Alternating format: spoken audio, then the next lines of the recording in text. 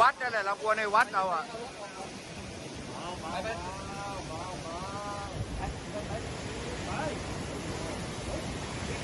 ระวังเฮ้ยหยุดแล้วเบาแล้วมาเลย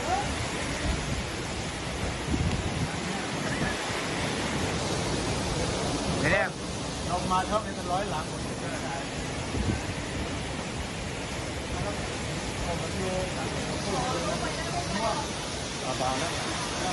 ยังหมดเมื่อวานมาไงเมื่อวานก็หมดมันลองเล่าด้วยว่าพายุมันมาไงวะมันมายังไงมาจากนู้นน่ะข้างหลังฝั่งข้างหลังมาปุ้มทีแรกก็ไม่เท่าไรทีที่สามนี่หน้าต่างออกมาใช่แล้วก็ปลูกต้นไม้อ่ะขึ้นแซมเลยดักลมไว้ตัดตรงเทศไว้ต้นเนี่ยเทศต้นนี้ตัดไปมันมีกล้วยมันไปทางเดียวกันไหมทางไปทางนี้ทางนี้มัน3 ครั้งอ่ะส่วนนี้กองอยู่ตรงนี้ไอ้เรื่อยไม้ทำอะไรเนี่ยก็ทำแปลเนี่ย